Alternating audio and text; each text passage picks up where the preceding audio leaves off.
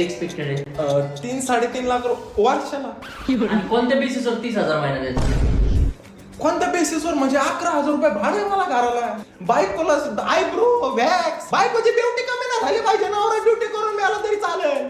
पोराला भिंगरला शाळेत घातलंय. दररोज टिंगराला सूज घेऊन घरी येतंय ते पोरग.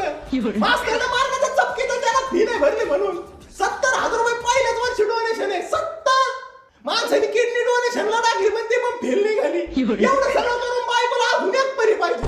परी झाली.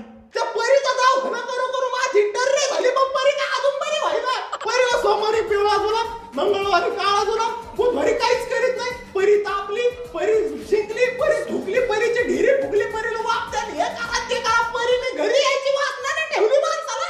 एवढं सगळं करून तुला सांगतो माणसाच्या जीवाला काही खाऊ वाटलं काहीतरी हॉटेलमध्ये जाऊन तर तिचे पाहुणे कोणून नेऊन टाकतात घरी काय माहिती.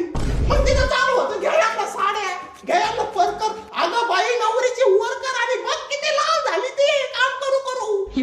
तसं व्हायला जर आलेली सगळे पैसे मी लोकांना देतोय ना. मी फुकटच काम कर राहिलो कंपनीत. मिसेस जॉब करत नाही का मग? अहो मला तिने जॉबला ठेवले तिच्यासाठी. तिला हलवायला एखादा माणूस ठेवला ना ते पण बरं होईल. म्हणून राहते आमची हालत सुद्धा नाही जागेवरची. आणि तुम्ही म्हणता 30,000 रुपये का देवी तिथं तेव्हा माझं इतर समजा.